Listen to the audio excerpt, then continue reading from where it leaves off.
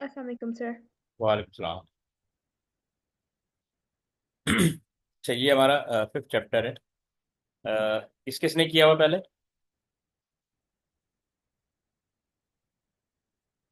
ये चैप्टर पहले लोग आप लोगों में से किसी ने किया हो? Anybody I has don't done? Think I've done it sir. आपने नहीं किया? No sir. आपके वहाँ स्कूल में कौन सा चल रहा है? सर मैं इधर अभी स्कूल नहीं जा रही, मैंने इधर सऊदीया मूव करना है, इसलिए मैं सिर्फ एकेडमी कर रही हूँ। वहाँ पे पढ़ रही है एकेडमी में इस सब्जेक्ट? सर इसी एकेडमी में कर रही अच्छा हूँ। अच्छा, ठीक है। और मूसा आपने पढ़ लिया? Yes sir. ठीक है। और क्या नाम है, नौफल आपने पढ़ा है? अभी तो मेरे टेस्ट चल रहे हैं सर। कौन से चैप्टर के? सर 1 से लेके 4 तक। अच्छा, वन से लेकर फोर्थ तक, ठीक है। और अरीब आपने पढ़ा है? No sir. आपने कहाँ तक चैप्टर, पेपर वन में कौन कौन से चैप्टर पढ़ लिए? सर मैं प्राइवेट कैंडिडेट हूँ। अच्छा, ठीक है। चलें बहरहाल, ये हम स्टार्ट करें चैप्टर 5। ये बेसिकली आपका इंटरनेट से रिलेटेड है और उससे उसके यूजेस दिए हुए हैं। तो इसमें सबसे पहले दिया हुआ है internet and world wide web. ये दो कॉन्सेप्ट हैं जो काफ़ी ज़्यादा यूज होते हैं, काफ़ी ज़्यादा ओल्ड भी हो चुके हैं। तो यहाँ पर सबसे पहले इन्होंने डेफिनेशन दी हुई कि इंटरनेट क्या होता है।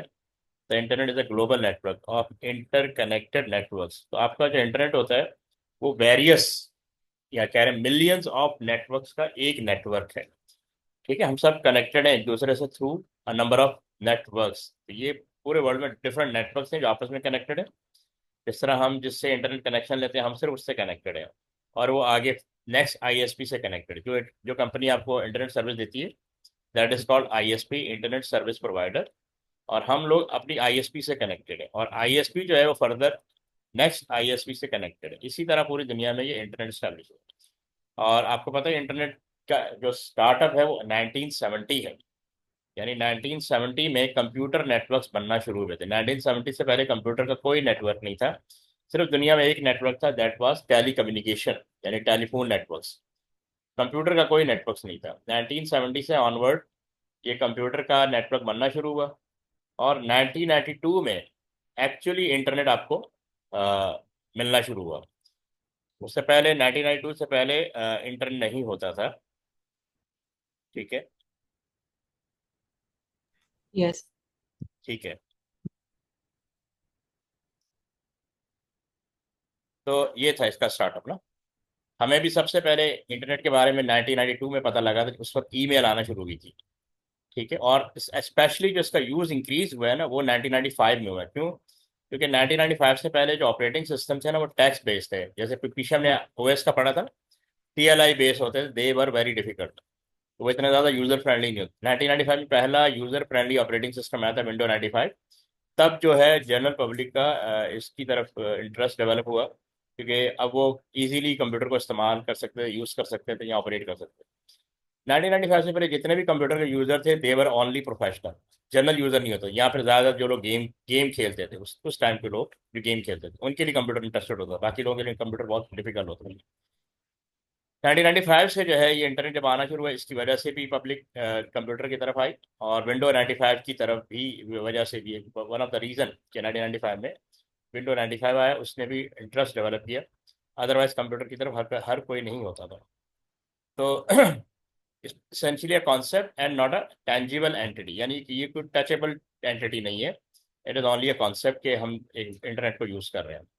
अब ये कह रहा है it relies on a physical infrastructure. अब फिजिकल इंफ्रास्ट्रक्चर का मतलब ये होता है कि नेटवर्क केबल्स, नेटवर्क डिवाइसेस, ये सब आपस में कनेक्टेड होते हैं, that enable connectivity between various networks end devices world. आप देखें ना, आपके घरों में जो वाईफाई आ रहा है, तो वाईफाई चलाने के लिए आपके पास वाईफाई डिवाइस होनी चाहिए। और वो जो वाईफाई डिवाइस है जिसको हम टीपी लिंक राउटर भी कहते हैं, टीपी लिंक तो कंपनी का नाम है, ठीक है, या जनरल टर्म में आप राउटर कह लें, जिसके थ्रू आप आपस में भी कनेक्टेड हैं और आप इंटरनेट भी यूज़ कर रहे हैं। तो वो राउटर भी एक डिवाइस है। अब राउटर तक भी एक केबल आ रही है। केबल कौन दे रहा है? इंटरनेट सर्विस प्रोवाइडर, जिससे आपने इंटरनेट दिया हुआ है। और वो खुद भी किसी और इंटरनेट सर्विस प्रोवाइडर से कनेक्टेड है। तो इस तरह एक पूरा एक नेटवर्क बन जाता है।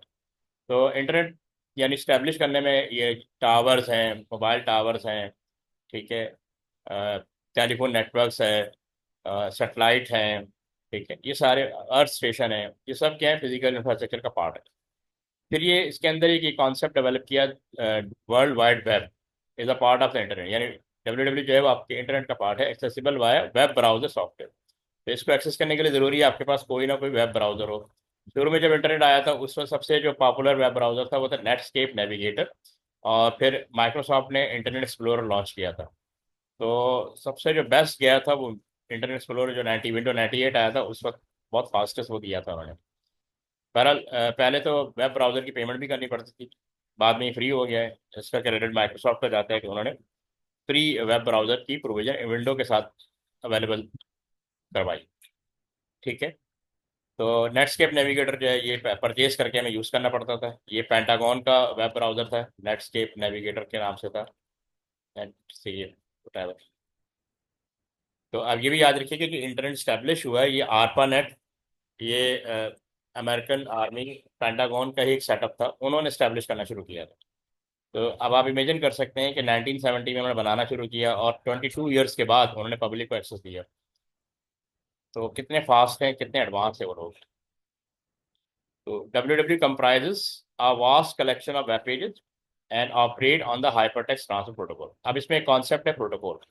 अच्छा, प्रोटोकॉल का मतलब होता है सेट ऑफ रूल्स, वो सेट ऑफ रूल जिस पे दो पार्टी एग्री हो जाए कि हाउ दे विल कम्युनिकेट।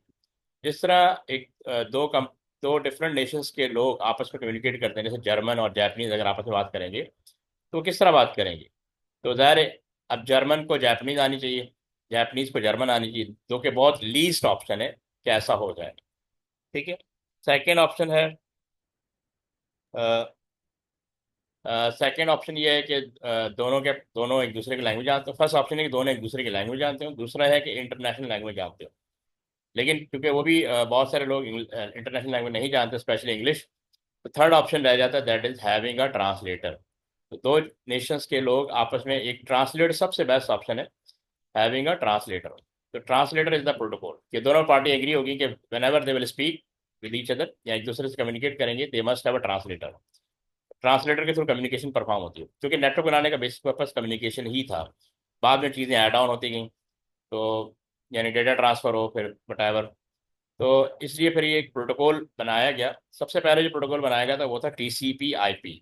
ये सबसे यानी सबका इसका फादर ऑफ प्रोटोकॉल भी कह सकते हैं, 1970 में बनाया गया था TCP/IP के नाम से ना। तो इसी के थ्रू आपकी इंटरनेट कनेक्टिविटी जितनी भी होती है TCP/IP के थ्रू होती है, स्पेशली IP के थ्रू। IP एड्रेस है, लॉजिकल एड्रेस है, और TCP उस मैकेनिज्म को कंट्रोल करता है जिसके थ्रू डेटा मूव करता है। ये कनेक्शन स्टैब्लिश करता है, कनेक्शन के बाद जो भी डेटा मूव हो रहा है उसको ये कंट्रोल कर रहा होता है, ठीक है, ठीक है, ये ऑप्शन है। ओके, तो फिर उसके बाद, हाँ, अब ये एक प्रोटोकॉल फिर उन्होंने बनाया, क्या नाम है, HTTP के नाम से, हाइपर टेक्स्ट ट्रांसफर प्रोटोकॉल। ये मेक श्योर करता है कि जो भी वेबसाइट है वो आपके कंप्यूटर तक आए। ये उसको मेक श्योर, उसकी अवेलेबिलिटी को मेक श्योर करता है, कि लिंक स्टैब्लिश कर देता है आपके कंप्यूटर का उस कंप्यूटर के साथ जहाँ वो वेबसाइट पड़ी। जैसे कि आप www.hotmail.com वेबसाइट आपने ओपन करनी है, Gmail वेबसाइट ओपन करनी है, या कोई भी वेबसाइट आपने ओपन करनी है, ये आपने देखा होगा जब भी आप एड्रेस लिखते हैं पहले www लिखते हैं, ठीक है, फिर हॉटमेल लिखते हैं, लेकिन इसके बैकग्राउंड पे ये HTTP आ रहा होता है, ठीक है। ये खुद ब खुद आया था, आप ना लिखें तो ये खुद ब खुद आया था। आजकल एस के नाम से भी आ रहा है, HTTPS के नाम से। एस का मतलब सिक्योर होता है, तो मेक श्योर करता है कि ये इस वेबसाइट जहाँ हॉटमेल जिस कंप्यूटर पड़ी हुई है वहाँ तक आपका कनेक्शन स्टैब्लिश कर दे, ठीक है। ये ये इसका काम है। HTTP हर काम के लिए, कंप्यूटर इंजीनियर ने हर काम के लिए एक प्रोटोकॉल बनाया हुआ है, ठीक है। PC कनेक्टिविटी के लिए TCP/IP प्रोटोकॉल बनाया हुआ है, वेबसाइट एक्सेस के लिए HTTP प्रोटोकॉल बनाया हुआ है। इसके अलावा भी बहुत सारे वेरियस टास्क हैं जो हम पढ़ेंगे आगे जाके, कि उन्होंने हर काम के लिए प्रोटोकॉल बनाया हुआ है। अब ये कह रहे हैं internet is the broader infrastructure, यानी एक बहुत बड़ा इंफ्रास्ट्रक्चर है। while the WWW is a way to access information using the internet, यानी इसके थ्रू हम इंफॉर्मेशन को एक्सेस करते हैं। तो वेरियस ऑप्शन हैं जो आपस में यूज हो रहे थे जी। इसमें कोई इशू?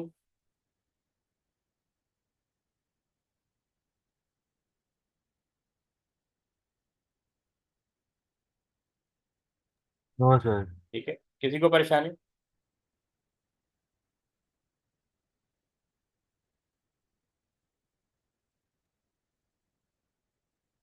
No, sir. ठीक जी। नौफिल एंड मानिया।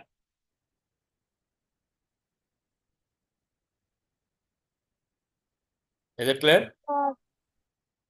Clear sir. ठीक है। नहीं सर मुझे नहीं ओके,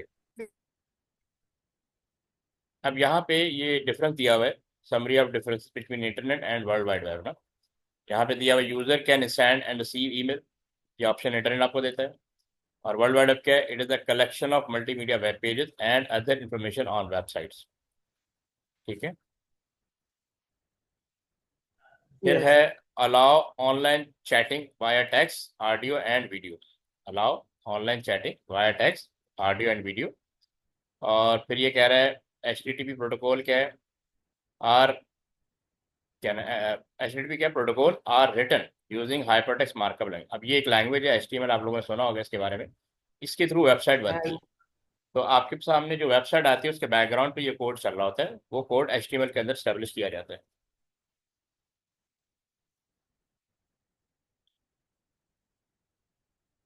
ठीक है। yes. और फिर ये लिखा हुआ make use of transmission protocol TCP and internet protocol. ठीक है। तो इसमें देखें ना, क्योंकि मैंने आपको बताया था इंटरनेट की जो कनेक्टिविटी होती है वो TCP और IP प्रोटोकॉल के थ्रू होती है। और ये क्या है? यूनिफॉर्म रिसोर्स लोकेटर, जहाँ पे आप www लिखते हैं, जिस प्लेस पे आप www लिखते हैं या वेबसाइट एड्रेस लिखते हैं, तो वहाँ पे अ, उस प्लेस को हम कहते हैं URL are use to specify the location of web pages, ये मेंशन है। तो it is a world wide collection of interconnected network and devices, की डेफिनेशन होगी। और यहाँ पे लिखा हुआ है web resources are access by web browser. ठीक है। ये www पोर्ट प्लेस पे होता है, use the internet to access web server. तो ये इनके फीचर दिए हुए थे, डिफरेंस दिए हुए थे। आप इसको फीचर कह रहे हैं या डिफरेंस कह रहे हैं, whatever, can decide. Any issue, any confusion here? No sir. No, sir. Okay.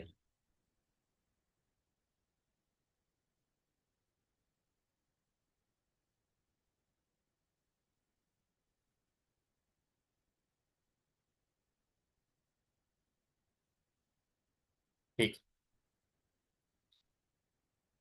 अब यहाँ पे दिया हुआ URL की डिस्क्रिप्शन, URL क्या?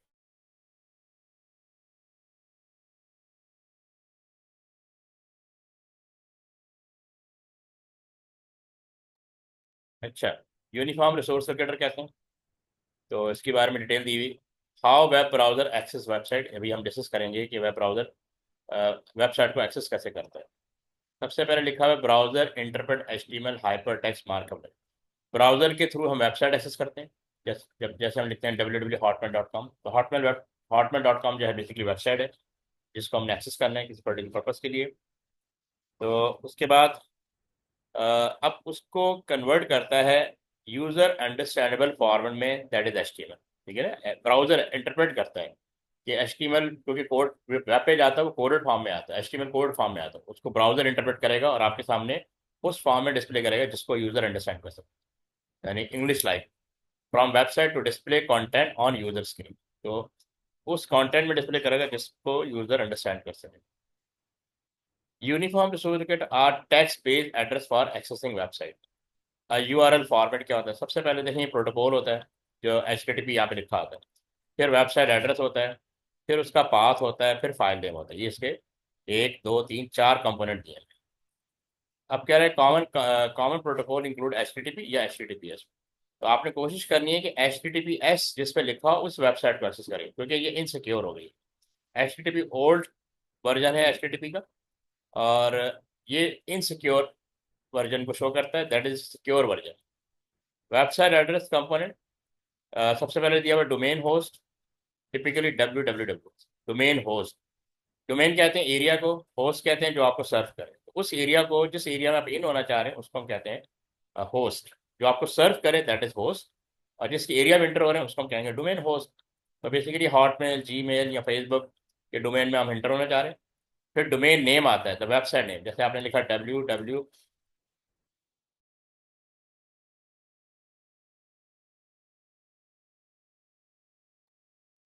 www लिखते हैं, ठीक है, और हॉटमेल लिखते हैं ना।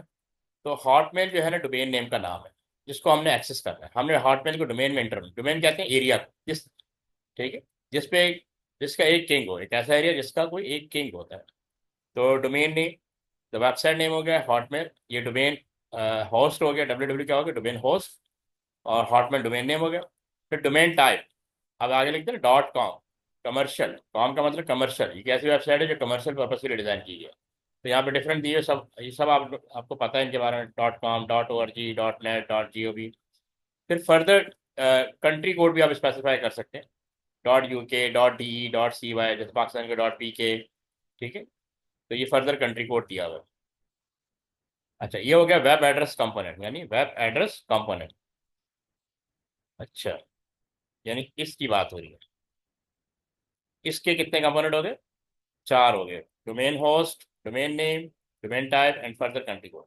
फिर पाथ आ गया, represent the web page with in the website, omitted if directing to the website root directory। तो ये पाथ नॉर्मली वो हिडन होता है, गिवन नहीं होता, क्योंकि हम डायरेक्टली वेबसाइट तक पहुंच जाते हैं। और फाइल नेम, स्पेसिफाइड आइटम और file on the web page. तो अगर आपको फाइल नेम पता है तो आप फाइल नेम भी लिख सकते हैं पर्टिकुलर, लेकिन नॉर्मली हम जो वेबसाइट एक्सेस कर रहे होते हैं इसमें 3 ये चीज़ें होती हैं। जब 3 दफ़ा आप www लिखते हैं जो कि डोमेन होस्ट है, फिर आप डोमेन नेम लिखते हैं, ठीक है, डोमेन, और टाइप लिखते हैं ज़्यादातर। बहुत हुआ तो डॉट पी के लिख दिया, डॉट के लिख दिया, अदरवाइज वो आपको ये भी लिखने की जरूरत नहीं पड़ती, ताकि वो पास और फाइल नेम खुद ब खुद आ जाते हैं। और ये एग्जाम्पल दी हुई है, ये आपका देखें प्रोटोकॉल हो गया, और ये डोमेन होस्ट हो गया, ये डोमेन एड्रेस हो गया, डॉट सी ओ कंट्री, और सॉरी डोमेन टाइप हो गया, ये कंट्री कोड हो गया, और आईसीटी फाइल नेम आ गया। इस तरह आप एक वेबसाइट को एक्सेस कर रहे हो। यहाँ पे कोई confusion? No sir. No sir.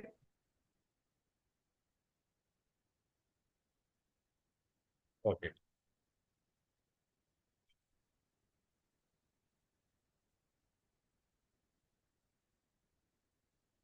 H T T P and H T T P S, अब इसके बारे में डिटेल दी हुई है कि ये क्या होता है। ये ऑलरेडी मैंने बताया, they are protocols.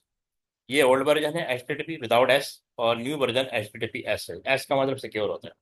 Hyper text transfer protocol पूरा नाम है इसका, set of rule for transferring file across the internet. तो प्रोटोकॉल का मतलब होता है set of rule agreed by two parties for communication, यानी दो डिवाइसेस आपस में डिसाइड कर लेते हैं कि how to access their data, how to transfer data. H T T P S, ये देखें सिक्योर लिखा हुआ है, secure version of H T T P indicated by S for secure, enabled by S S L. अब ये 2 protocol और हैं, ये आगे जाके आएंगे, सिक्योर सॉकेट लेयर और T L S transport layer security encryption.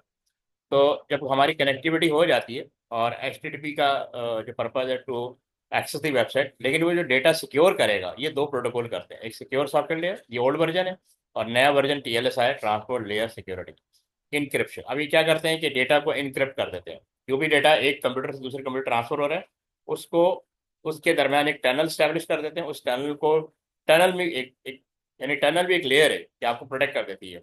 और एंड टू एंड कनेक्टिविटी का ऑप्शन आ रहा होता है, एंड टू एंड इनक्रिप्टेड। आप लोगों ने व्हाट्सएप पे देखा होगा एंड टू एंड इनक्रिप्टेड, वो कौन कर रहा होता है? ये बेसिक ये 2 प्रोटोकॉल है जो एंड टू एंड इनक्रिप्ट कर देते हैं। एंड टू, ये देखा होगा आप लोगों ने, एंड टू एंड इनक्रिप्शन या इनक्रिप्टेड, व्हाट्सएप पे लिखा होता है। तो इनक्रिप्टेड का मतलब होता है कि अननोन फॉर्मेट में आपका डेटा कन्वर्ट कर दिया जाता है। अगर कोई हैकर डेटा एक्सेस भी कर ले तो भी उसको डिफिकल्टी एक फेस करनी पड़ेगी कि वो उसको डीक्रिप्ट करे। तो अननोन फॉर्मेट कन्वर्ट का बेनिफिट ये होता है कि ये यूजलेस हो जाता है डेटा किसी भी हैकर के लिए, उसको फर्दर वर्क हार्ड करना पड़ेगा उसको उस फॉर्म में कन्वर्ट करने के लिए जिसको वो अंडरस्टैंड कर। फिर इसमें सिक्योरिटी इंडिकेटर क्या है? A green padlock in the browser status bar signal a secure connection. तो अक्सर आपने एक लॉक देखा होगा, ग्रीन टाइप का लॉक होता है, ऐसा बना होता है, देखा है आप लोगों ने? ये लॉक सा बना होता है, यस सर। ठीक है।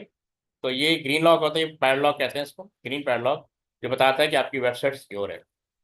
पर्पज ऑफ एक्टिविटी क्या है? Ensure safer transmission of sensitive data across network, ये इसका बेसिक पर्पज है जो ऑलरेडी मैंने आपको बताया था। यहाँ पे क्लियर है? Is it clear?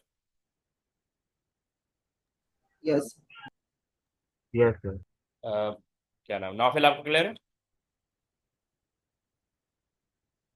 Ji sir. अब ये वेब ब्राउज़र की डिटेल आ गई, ठीक है। वेब ब्राउज़र क्या होता है? एक सॉफ्टवेयर होता है। पर्पज क्या है? Software that enable user to access and display web pages on device screen, ठीक। तो ये इसका बेसिक पर्पज है कि इसके थ्रू हम किसी भी वेब पेज को एक्सेस कर रहे होते हैं। फंक्शन क्या है? इंटरप्रेट एचटीएमएल, क्योंकि आपको जो डेटा मिल रहा था वो एचटीएमएल फॉर्म में मिल रहा होता है, जिसको आप अंडरस्टैंड नहीं कर सकते, लेकिन वेब ब्राउज़र उसको उस फॉर्म में कन्वर्ट कर देता है जिस फॉर्म को एक यूज़र अंडरस्टैंड कर सकता है। From website to display videos, images, text and artist, इन सब के पीछे एचटीएमएल कोड लगे होते हैं। इसको हम टेक्निकली समझ सकते हैं, लेकिन एक जनरल यूज़र उसको अंडरस्टैंड नहीं कर सकता वो क्या है।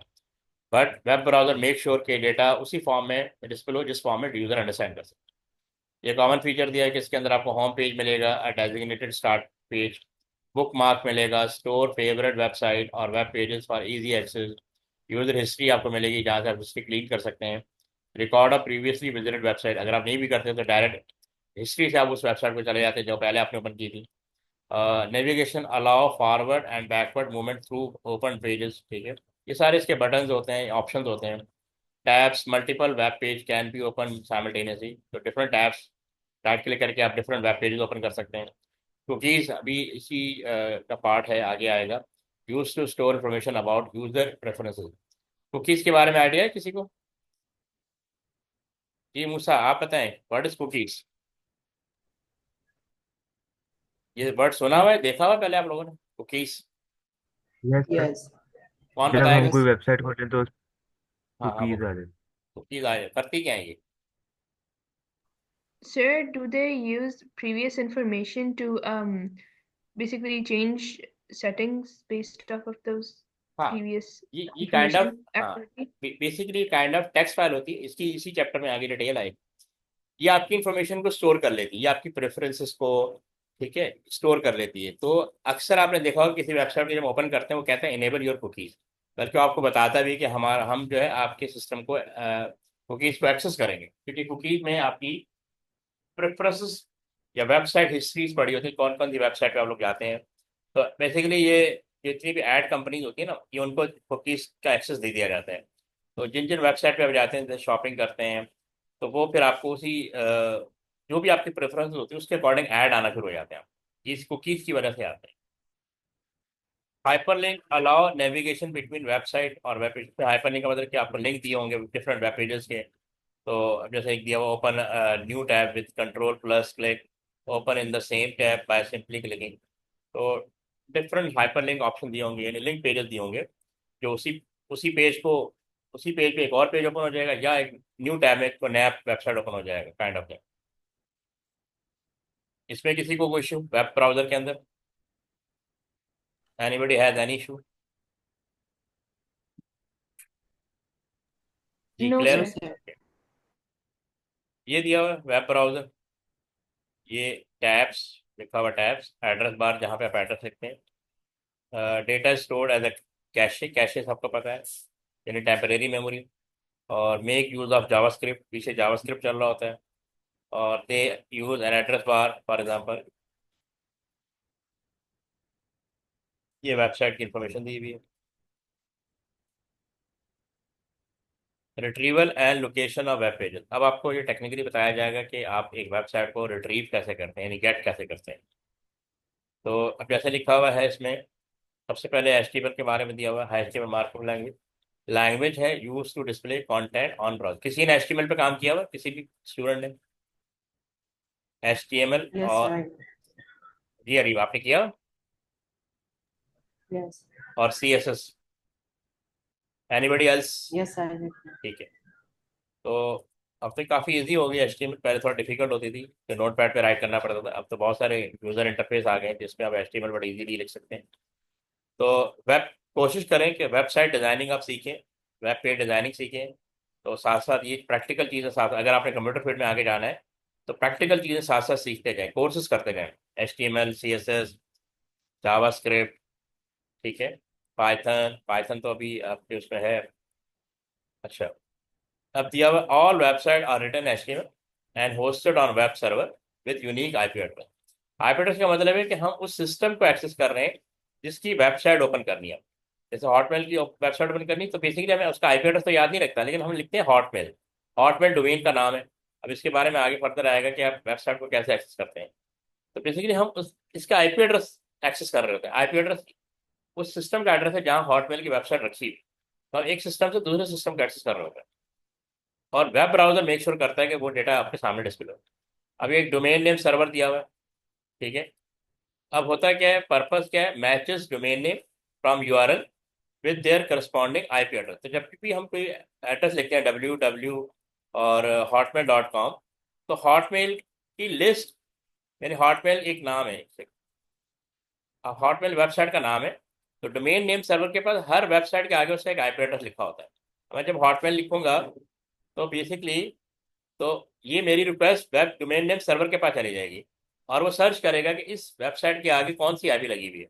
वो आईपी मुझे रिटर्न कर देगा, फिर उस आईपी के थ्रू मैं हॉटमेल को एक्सेस करूंगा, ठीक है। तो डोमेन नेम सर्वर आपको फैसिलिटेट करता है, लिखा हो ना, matches domain name like hotmail.com या gmail.com या facebook.com या जो भी वेबसाइट आप ओपन कर रहे हैं विद देयर करस्पॉन्डिंग आईपी, वो आईपी एड्रेस आपको रिटर्न करेगा। उस आईपी एड्रेस से मैं उस सिस्टम को एक्सेस कर लूंगा जो वेबसाइट मैंने ओपन करी है। Allow user to access website without memorising IP address. या तो आपको आईपी एड्रेस याद होना चाहिए या उसका डोमेन नेम याद होना चाहिए। तो हम बीइंग अ यूजर, हमें सिर्फ डोमेन नेम याद रहता है, आईपी एड्रेस कभी भी याद नहीं रहता। तो ये इंटरनेट इंजीनियर ने आपके लिए फैसिलिटी क्रिएट कर दी है।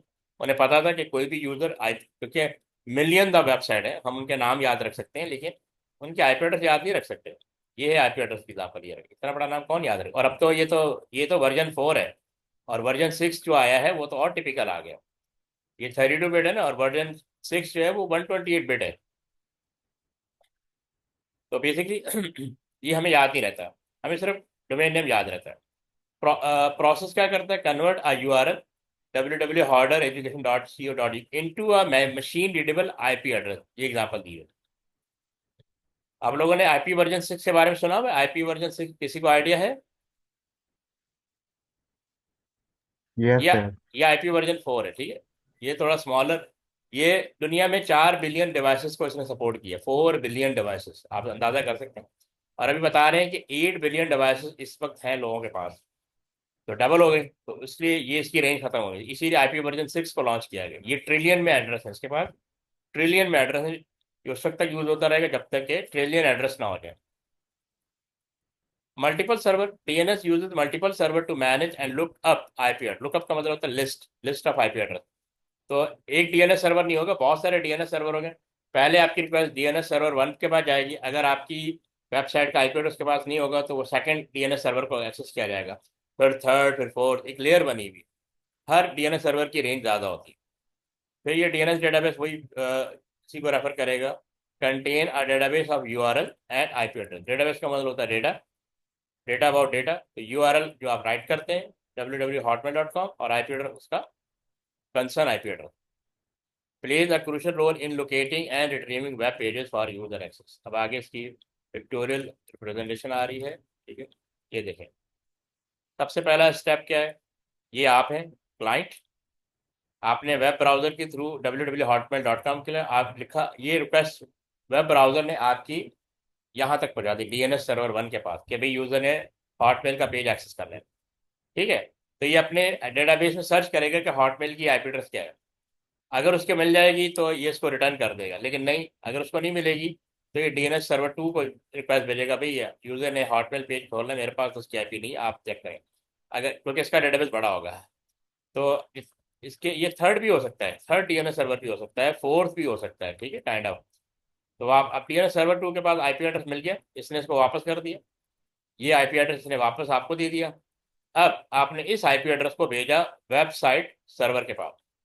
वो पीसी वेबसाइट सर्वर कहलाता है, वेब सर्वर भी कहते हैं, जिसको आपने ओपन करना है। जैसे हॉटमेल को ओपन करना है तो Hotmail is a web server, ठीक है।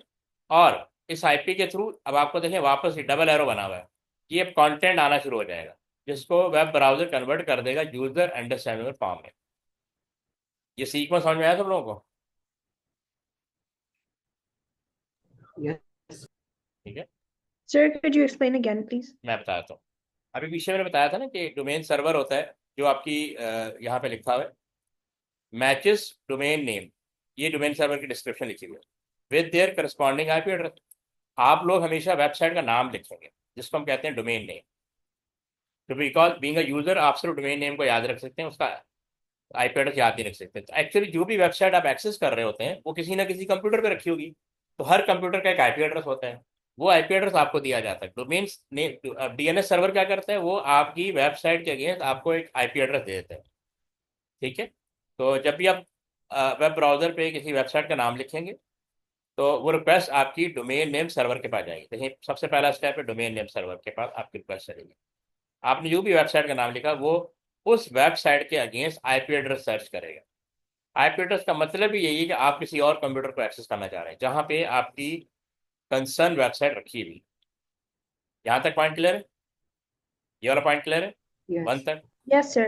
अगर इस डोमेन नेम सर्वर के पास उस वेबसाइट का आईपी एड्रेस नहीं है तो ये अपने से अपर लेवल के डीएनएस सर्वर को रिक्वेस्ट भेज देगा कि मेरे पास यूजर की वेबसाइट का आईपी एड्रेस नहीं है, आप चेक करें। अब ये चेक करेगा। ठीक है, आफ्टर डीएनएस सर्वर जब चेक कर लेगा तो हो सकता है इसके बाद ये मैं कह सकता हूँ, जैसे मैंने बताया था, ये डीएनएस सर्वर 3 की तरफ भेज सकता है अगर इसके पास भी ना हो। ये डीएनएस सर्वर यहाँ पे हो सकता है। ठीक है, ये डीएनएस सर्वर 3 होगा। अगर इसके पास नहीं होगा तो ये 4th के पास चला जाएगा। ठीक है, जहां तक 3-4 लेवल तक एक्सेस किया जाता है। फर्ज करें यहाँ डीएनएस सर्वर 2 के पास आईपी एड्रेस मिल गया, इसने वापस इसको भेज।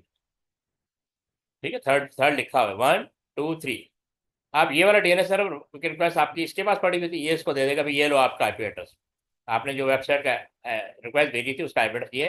अब आप देखिए डबल एरो बना हुआ है, इसको चेक करें, डबल एरो, इसका मतलब है कि आपको आईपी एड्रेस मिल गया। अब आपने उस आईपी एड्रेस के थ्रू इस पीसी को एक्सेस कर लिया। इस पीसी में आपकी रिक्वेस्टेड वेबसाइट रखी हुई है जो भी है, हॉर्डर जैसे हॉर्डर एजुकेशन डॉट को आपने एक्सेस करना है या कैम्ब्रिज की वेबसाइट एक्सेस करनी है, वट। अब यहाँ से कंटेंट देखो ट्रांसफर होना शुरू हो। समझ आया आपके Yes, लिए? sir. Thank you, sir. Okay okay. जी मूसा आप पूछें। सर अगर डीएनएस को वेब एड्रेस ना मिले तो वो आपको मैसेज आ जाएगा नो वेबसाइट एग्जिस्ट। समटाइम ऐसा होता है वेबसाइट रिमूव हो जाती है, अब आप उसको एक्सेस कर रहे हैं तो जब आपको। एड्रेस हो लेकिन डीएनएस को ना मिले? तो देखो आपकी हर वेबसाइट रजिस्टर होती है, पता है आपको, तो डीएनएस में तो लाजमी होगी अगर वो एग्जिस्ट करती है। अगर एग्जिस्ट नहीं करती तो वो आपको सॉरी बोल देगा, no website exist, such website does not exist. तो अनेबल समटाइम होता है कि आप जो वेबसाइट लिख रहे हैं उसके पास ज़ाहिर है वो एक्सेस नहीं है, लेकिन वो मेक श्योर करेगा। ठीक है, कि आपको उसका एक्सेस मिले। समटाइम ये भी होता है ना कि आपके कंट्री को ब्लॉक किया होता है, आप बहुत सारी कंट्री की वेबसाइट एक्सेस नहीं कर सकते, तो डीएनएस सर्वर वहाँ कुछ भी नहीं कर सकता। ठीक है, तो वो सॉरी कर लेगा आपसे। अब देखें वो जो हमने फैक्टोरियल फॉर्म में देखा, अब उसी को थ्योरी फॉर्म में यहाँ लिखा हुआ है, steps for retrieving a web page using DNS. यहाँ पे लिखा ना user request, user open browser type in URL, ये आपने ये वाला यूआरएल लिख दिया। Browser send a request to DNS server 1 for the website IP address. तो आपने इस वेबसाइट लिखी, इसके अगेंस्ट तो आपकी वेब ब्राउजर आपकी रिक्वेस्ट डीएनएस सर्वर 1 को भेज देगा। अब देखें डीएनएस लुकअप, लुकअप कहते हैं लिस्ट को। उसके बाद पूरी लिस्ट होगी, हर हर डोमेन नेम के आगे उसका आईपी एड्रेस लिखा होगा। डीएनएस सर्वर 1 क्या करे, can not find the IP address in its database और कैश, उसकी डेटाबेस में आपकी वेबसाइट का आईपी एड्रेस नहीं है। It forward the request to secondary DNS server, क्योंकि इसका डेटाबेस ज़्यादा होगा। यदि फर्ज कर लें कि डीएनएस सर्वर के पास 100 वेबसाइट के एड्रेस है, तो इसके बाद 200 वेबसाइट के एड्रेस होंगे, डबल होंगे, ट्रिपल होंगे, जो डिपेंड ऑन। ठीक है, IP address found, DNS server locate the IP address, like उसने ये आईपी एड्रेस फाइंड कर लिया, ये इस वेबसाइट का आईपी एड्रेस है। ठीक है, तो it send this IP address back to DNS server 1 which saves it in its database cache. अब होगा क्या कि जब अगली दफ़ा आप वही वेबसाइट एक्सेस करेंगे ना, तो डीएनएस सर्वर ही अपनी कैशे में से निकाल के आपको दे देगी। तो आपने अक्सर देखा होगा कैशे से ही आपको वेबसाइट फौरन ओपन हो जाती है। IP address return to user, DNS server 1 return the IP address to the user computer. आपके पास आ गई आईपी एड्रेस। अब user computer connect to the website server, web server या website server using the IP, उस IP address through आप उस website को एक्सेस कर लेते हैं जो आपने ओपन करनी है। Required pages HTML file are downloaded from the server. अब वो डाउनलोड होने से आपने देखा ना कि वो डबल एरो बना हुआ था, मैं दोबारा शो कर देता हूँ। ये देखें डबल एरो बना। जब आपको आईपी एड्रेस मिल गया तो ये डबल एरो का मतलब क्या, पहले आपने रिक्वेस्ट भेजी इसको, भाई ये पेज मुझे आपकी वेबसाइट चाहिए, और उसने आपको ये वापस डाउनलोडिंग का ऑप्शन दे दिया। पहले आपको ऑथेंटिकेट भी किया आप कौन हो क्या हो। अब कह रहा है कि page download and display, user computer connect to the website server using the IP address, required pages HTML file are downloaded from the server, आपकी तरफ पेजेस आना शुरू हो जाएंगे। Browser interpret and displays the content on the user screen. ये पूरा process है website को ओपन करने का और यूज करने का। ठीक है, यहाँ तक clear? Yes, sir. Yes, sir. कोई इशू यहाँ तक? No. Okay No, sir. Next. Okay next topic cookies है, मैं नेक्स्ट क्लास में करूंगा। अभी मैं एक क्वेश्चन रिवाइज करवा रहा हूँ आपको चैप्टर 1 का। आप लोगों ने वो सॉल्व करके मुझे नहीं भेजे ना? एक सेकंड। Yes.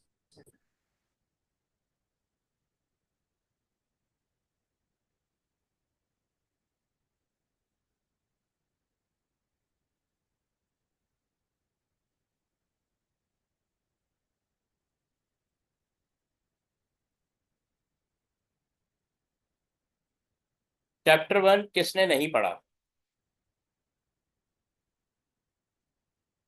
Sir, पढ़ा हुआ है chapter 1. ठीक है, चैप्टर 1 पढ़ा हुआ है। अरीब आपने चैप्टर 1 किया हो, रीड किया हो पहले? No, sir, अभी नहीं पढ़ा। अच्छा नहीं पढ़ा हुआ आपने। ओके नाफिल आपने पढ़ा हुआ है? जी सर मैंने पढ़ा है। और अरीब आपने पढ़ा हुआ है? अच्छा अरीब से ने बता दिया, और मूसा ने तो पढ़ा हुआ है। ठीक है। अच्छा, ये क्वेश्चन सबको नजर आ रहा है चैप्टर 1 का? Yes, sir. Yes.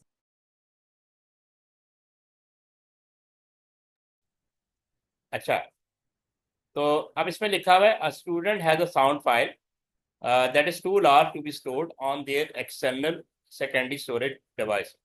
The student compressed the sound file to make the file size smaller. Compress करने का मतलब compress करने का मतलब है to decrease the size of file so that you can transfer file easily or you can store file in a less storage space. तो compression method है. The compression method used to reduces the sample rate and the sample resolution of the sound file. ये याद है किसी को sound file और sample rate sample resolution? State what Yes, is sir. Meant by the sample rate and sample resolution?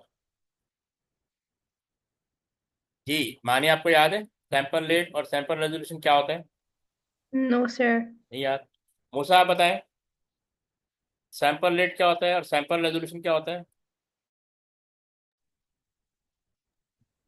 Sample rate is the number of sound sample taken per second.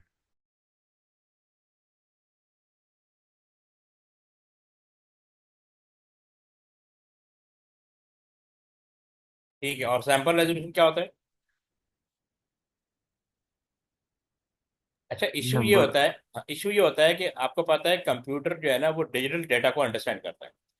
हमारी जो voice होती है ना वो इस form में होती है, एनालॉग फॉर्म में। कंप्यूटर इसको अंडरस्टैंड नहीं करता, हमने इसको कन्वर्ट करना होता है डिजिटल फॉर्म। ये डिजिटल फॉर्म है, ठीक है। तो साउंड फाइल यानी ये साउंड फाइल है, इसको डिजिटल फॉर्म में कन्वर्ट करना होता है ताकि कंप्यूटर इसको अंडरस्टैंड करे। ये चैप्टर 1 में दिया हुआ है, आप जस्ट चैप्टर 1 को गो थ्रू कर लें जितना भी कर सकते हैं, जो भी समझ में आए। जो नहीं भी समझ आएगा हम दोबारा डिस्कस कर लेंगे, जस्ट एक दफ़ा उसको रिवाइज कर लें चैप्टर 1 को। मैं भी आपका रिवीजन स्टार्ट करूंगा, ठीक है। तो इसलिए आप चैप्टर 1 को एक दफ़ा गो थ्रू कर लें, जिन लोगों ने नहीं पढ़ा वो भी पढ़ लें, and try to get the idea. उससे भी आपको एक जो भी कोई कन्फ्यूजन होगी, जो भी क्वेश्चन होगा वो हम डिस्कस कर लेंगे। बहरहाल इसमें एक मैकेनिज्म दिया हो कि हम सैंपल रेट और सैंपल रेजोल्यूशन टेक्निक को यूज़ करते हुए साउंड वेव यानी एनालॉग डेटा को डिजिटल डेटा में कन्वर्ट कर सकते हैं, ठीक है। ये एक मैकेनिज्म है। अब जैसे यहाँ दिया हुआ है, अब सैंपल रेट की डेफिनेशन दी हुई, the sample rate is the number of sample taken in a second और पर टाइम यूनिट। तो हम बेसिकली सैंपल्स को यानी सैंपल को कैलकुलेट करते हैं, ठीक है ना। Sample rate is the number of sample यानी कि सैंपल को मेजर करते हैं। सैंपल का मेजर करने का मतलब है कि उसको डिजिटाइज करने में आसानी हो जाती है। एक सेकंड में जितने ज़्यादा सैंपल आप ले सकते हैं उतनी ज़्यादा साउंड की क्वालिटी बेटर होती है, ये अब उन लोगों को समझ में नहीं आएगा क्योंकि ऑलरेडी मैं डिस्कस कर चुका हूँ जिन्होंने भी नहीं पढ़ा, लेकिन मैं इसको नेक्स्ट क्लास में प्रॉपर इसका टॉपिक डिस्कस करूंगा। तो sample resolution is the number of bits पर सैंपल, यानी एक सैंपल को कितनी बिट असाइन करते हैं। जैसे नॉर्मली हमने जो हमारे आपकी बुक में जो दिया हुआ है, आपकी बुक में दिया हुआ है कि एक सैंपल को आप 4 बिट असाइन कर देते हैं। तो 4 बिट असाइन करने का मतलब हुआ, ठीक है, 4 बिट असाइन करने का मतलब होगा कि आपका डेटा डिजिटल फॉर्म में कन्वर्ट हो जाएगा। यानी जैसे, यानी 9 है, अब 9 को 4 बिट में कैसे रिप्रेजेंट करेंगे, 1009। तो अगर आपका जो सैंपल है उसका साइज 9 आ रहा है, ठीक है, तो हमने इसको 9 को 1001 में कन्वर्ट, अब ये कंप्यूटर इसको अंडरस्टैंड कर लेगा, ठीक है। ये अब क्योंकि अभी तो समझ में नहीं आएगा बहुत सारे लोगों को जिन्होंने नहीं पढ़ा हुआ, सिर्फ मूसा को समझ में आएगा क्योंकि मूसा ने इसको पढ़ा हुआ अच्छी तरह। मानिए आपने, आपको याद है सैंपल्स के बारे में, नहीं याद ना, कि सैंपल्स को डिजिटल No, फॉर्म में sir. कैसे, हाँ ये दोबारा डिस्कस करना पड़ेगा, ये मैं नेक्स्ट क्लास में डिस्कस करूंगा। अच्छा, अब ये कह रहा है कि identify which type of compression has been used to compress the sound file. Compression के बारे में बताता हूँ। कंप्रेशन जो है दो तरह की होती है, एक लॉसी होती है और एक लॉसलेस होती है। ये लास्ट टाइम भी हमने डिस्कस किया था, याद है? लॉसी और लॉसलेस। लॉसी वो कंप्रेशन है जो ऑडियो फाइल, वीडियो फाइल और इमेजेस पे अप्लाई किया जाता है, और लॉसलेस वो कंप्रेशन है जो बेसिकली डॉक्यूमेंट पे अप्लाई किया जाता है। तो there are two types of compression, ये आप अभी फिलहाल अंडरस्टैंड कर लें। There are two types of compression, lossy and lossless, ठीक है। क्योंकि ऑडियो फाइल, वीडियो फाइल और इमेजेस में अगर कोई क्वालिटी डाउन भी हो जाती है तो हमें इसका आइडिया नहीं होता है, हम उसको नोटिस नहीं कर सकते, लेकिन लॉसलेस में इशू आता है क्योंकि पूरा कंटेंट हमें वापस चाहिए होता है। तो यहाँ पे वही पूछ रहा है कि identify which type of compression has been used to compress the sound file. तो यहाँ पे इसके 1 मार्क का आंसर है, दैट इज लॉसी कंप्रेशन। ये पॉइंट क्लियर है सबको कंप्रेशन के बारे में? Yes, sir. तो आपने याद रखना है कि लॉसी कंप्रेशन होती है, एक लॉसलेस होती है। Lossy applies on audio file, video file and images. Binary number can be converted to hexadecimal. Convert the two binary number to hexadecimal. ये कन्वर्ट कर लेंगे आप लोग? Yes sir. ओके, ये मुझे जूम चैट पे करके भेजें। अरीब, आपको आता है कन्वर्ट करना?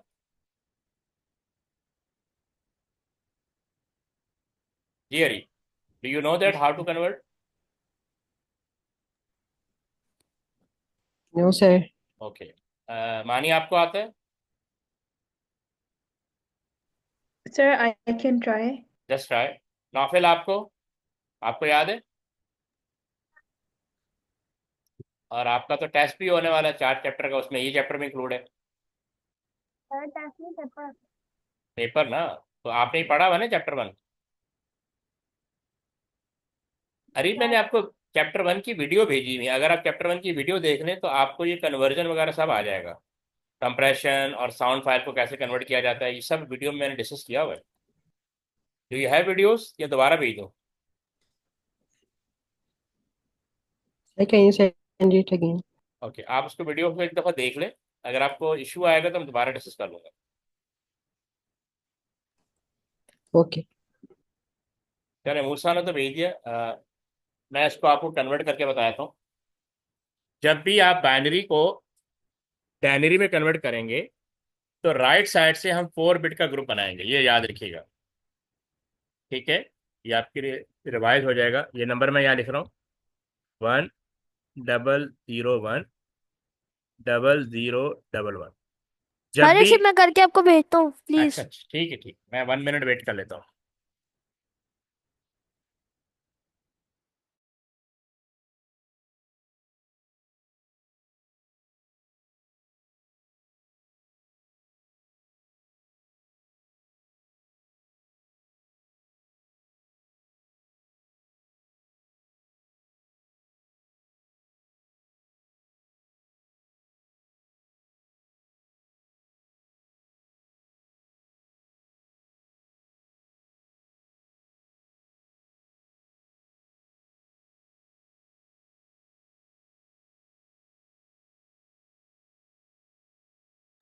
ठीक है, नेक्स्ट भी कर लें, माने आपका भी राइट है। Sir done. Done, good.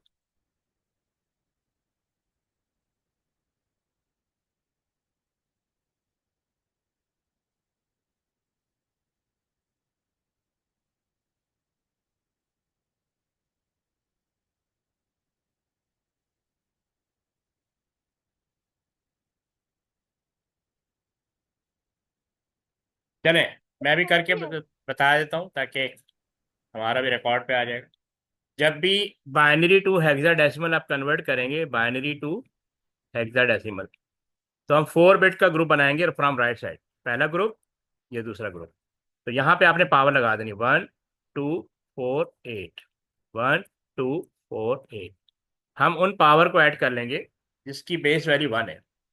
8 और 1 कितना हो गया? 9, और ये 3, तो आंसर होगा 9 3। अच्छा, दूसरी बात याद रखिएगा, ये फॉर अरीब के हेक्साडेसिमल में 10 को हम ए लिखते हैं, 11 को हम बी लिखते हैं, 12 को हम सी लिखते हैं, 13 को हम डी लिखते हैं, 14 को हम ई लिखते हैं, और 15 को हम एफ लिखते हैं। ये पॉइंट सबको क्लियर है? ठीक है, Yes, sir. ये याद रखिएगा। अब मैं सेकंड वाला कर रहा हूँ। ठीक है, सेकंड वाला है, बहुत इजी है।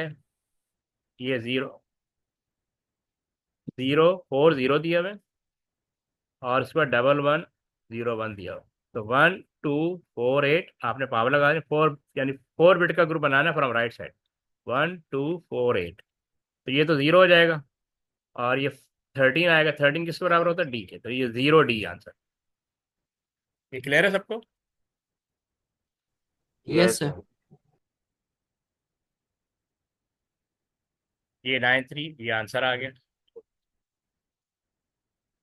अब यहाँ पे लिखा value is stored as a binary number in a register, a logical right shift of 3 places perform on the binary number.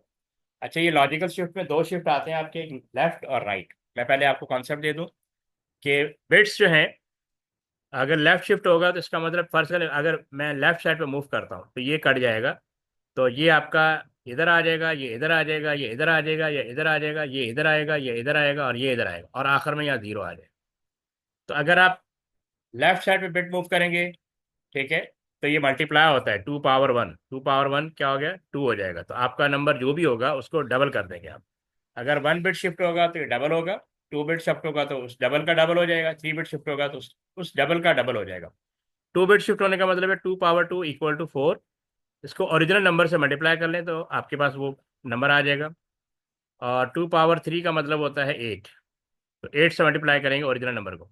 लेकिन यहाँ इन्होंने बोला है right shift, logical right shift, तो इसका मतलब ये तीनों बिट्स रिमूव हो जाएंगे। तो ये बिट्स इधर आएगी, ये बिट्स इधर आएगी, ये बिट्स इधर आएगी, ये बिट्स इधर आएगी, सॉरी इधर आएगी, और ये बिट्स इधर आएगी। ये जहाँ 3 0 आ जाएंगे। ठीक है, फर्ज कर लें कि मैं इसको रिमूव कर देता हूँ, ये है, तो ये 1 आ गया, ये 1 आ गया, ये कहते हैं 4 1 आ गया ना, 4 1, ये 0 आ गया। तो यहाँ राइट साइड पे ये 3 0 आ जाए। अच्छा, जब हम राइट शिफ्ट करते हैं ना, तो आपका नंबर डिवाइड हो रहा होता है। जब मैं अभी पहले तो मैं इसके वो निकाल लेता हूँ। देखो इसकी डायनरी वैल्यू कितनी आ रही है, मैं पहले ये चेक कर लूँ। ये 1 है, ये 2 है, ये 4 है, ये 8 है, ये 16 है, ये 32 है, 64 है, ये 128 है। उन नंबर को ऐड कर लेंगे जिनकी बेस वैल्यू 1 है। तो 64 और 32 कितना होता है? 96। 96 और 16 कितना होता है? 112। और 8 कितना होता है? 120। और 120, तो ओरिजिनल नंबर है 122। अब याद रखिएगा, तो जब मैं राइट साइड पे 1 टाइम मूव करूंगा तो 122 को मैं 2 से डिवाइड करूंगा, तो यह नंबर आ जाएगा 2 से, तो 61 ओरिजिनल नंबर हो जाएगा। अब इसमें इशू क्या होगा कि इसका मतलब 2 टाइम मूव करूंगा, या उसने बोला 3 टाइम, 2 पावर 3 8, इसका मतलब मैं 122 को 8 से डिवाइड कर देता हूँ, तो मेरे पास डायनरी नंबर आ जाएगा। ठीक है, तो यह आएगा 8 1 द 8, 4 इधर 42, 8 4 द 8 5 द 40। तो आंसर डेसिमल में आएगा। तो इसका मतलब ये नंबर जो है, जो ये लॉस्ट हो जाएगा, क्योंकि आपने उसको इतने टाइम मूव कर दिया कि उसकी ओरिजिनल वैल्यू लॉस्ट हो गई है। लेकिन जब आप इसको, फिलहाल तो हमें इतना करना है कि इन 3 बिट्स को हम छोड़ देते हैं, ये 1 ये 1 ये 1 ये 1, ठीक है, ये 0 ये वाला। अब 3 ये हो गया इसका। ये समझ में आया सबको? Yes, sir. अभी आगे वो पूछेगा इसका इफेक्ट क्या आएगा, क्योंकि ये लॉस्ट हो जाएगी। ठीक है, ये 4 0 4 1 आ गए। अब कह रहे state 1 effect this logical shift has on the binary number. तो आपने 3 टाइम मूव किया तो 2 पावर 3 8 होता है, तो ओरिजिनल नंबर को आपने 8 से डिवाइड कर लेना है। The value become is incorrect, क्योंकि जब आप 122 को 8 से डिवाइड करेंगे तो वो डेसिमल में नंबर आएगा।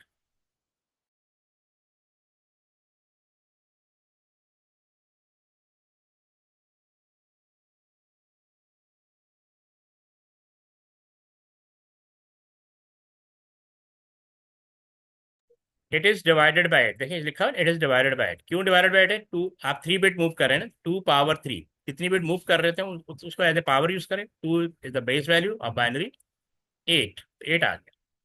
तो आपका ओरिजिनल नंबर 8 से डिवाइड होगा तो आपने देखा था वो 15 पॉइंट समथिंग आ रहा था। तो डेसिमल को हम बहुत डिफिकल्ट होता है रिप्रेजेंट करना बाइनरी फॉर्म में, और वो भी अभी फिलहाल आपका कोर्स का पार्ट भी नहीं है, ये है। अच्छा, इसका आंसर कौन देगा? Give 2 reason why a programmer may use hexadecimal to represent binary number. Programmer hexadecimal को क्यों यूज करता है? To It's handle the shorter. It shorter, okay good. Next one, ये मुसा बताएं।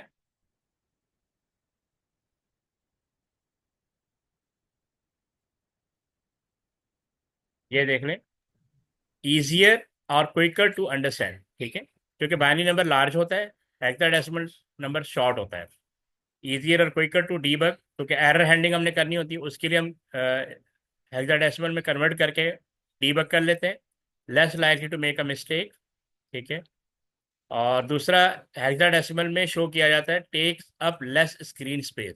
जैसे वॉशिंग मशीन है, ओवन है, वहाँ पे आपको हेक्साडेसिमल नंबर नज़र आ रहा हो। शॉर्टर रिप्रेजेंटेशन, बाइनरी नंबर वहाँ पे रिप्रेजेंट करना डिफिकल्ट होता है, ठीक है। काफ़ी आज के लिए। Yes, sir. Yes, sir. Okay, अल्लाह हाफिज़। Allah Hafiz, sir. Allah Hafiz. अल्लाह हाफिज़।